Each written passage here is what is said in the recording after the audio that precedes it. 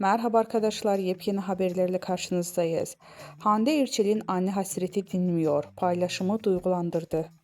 Oyuncu Hande Erçel 2019 yılında vefat eden annesi Aylin Erçel'in sosyal medyada duygusal sözlerle andı. Ünlü isim paylaşımı takipçilerini duygulandırdı. Hakan Sabancı ile sürpriz ayrılığının ardından magazin gündeminden düşmeyen oyuncu Hande Erçel, sosyal medya hesabından duygusal bir paylaşım geldi. 2019 yılında annesi Aylin Erçel'i kaybeden Erçel, paylaşımıyla görenleri duygulandırdı. Hande Erçel vefat eden annesi Aylin Erçel'in doğum gününü unutmadı. Burnumda kalan pudra kokunla anıyorum seni. Notu düşen oyuncunun duygu yüklü sözleriyle annesini andı.